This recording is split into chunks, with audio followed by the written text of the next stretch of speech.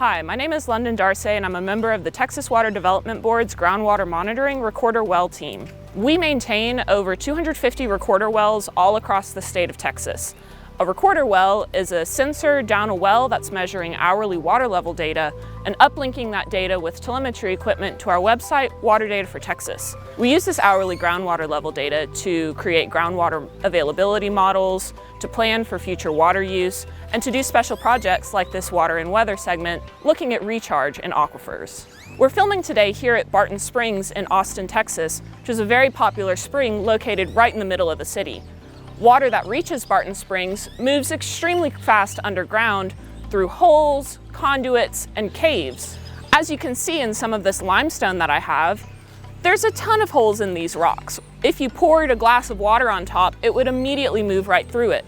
And this is what the ground underneath our feet looks like everywhere. If water enters a cave in South Austin, 10 miles away, it can come right out at Barton Springs just a few days later.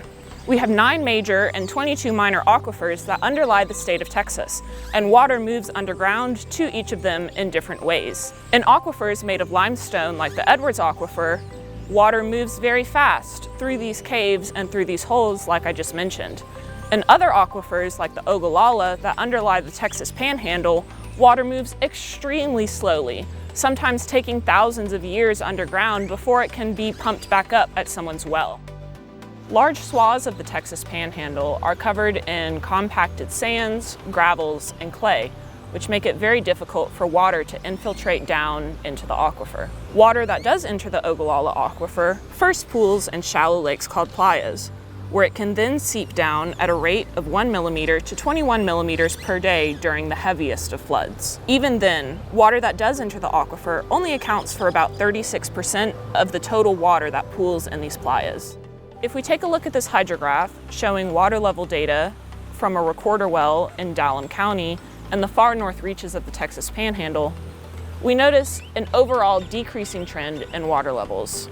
North Texas does receive a lot of precipitation in the form of rainfall and snowfall, which is great for refilling our reservoirs and our rivers.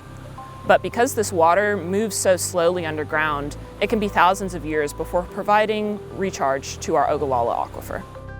Let's compare this data to a much more weather-dependent aquifer that underlies much of central Texas. When we zoom into the hourly water level data, we can see a much faster response to rainfall events. For example, in Austin, the night of November 4th, we received about 1.79 inches of rainfall.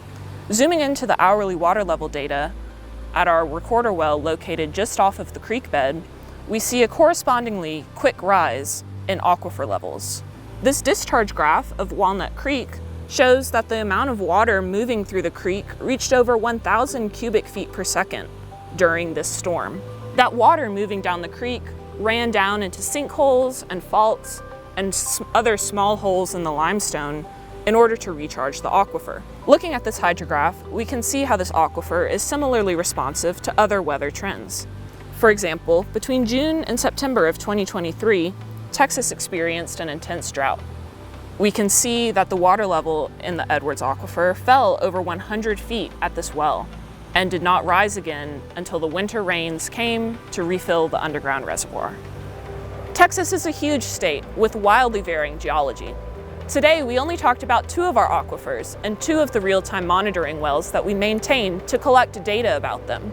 If you want to see more of this data and download it for yourself, check out our website at waterdatafortexas.org.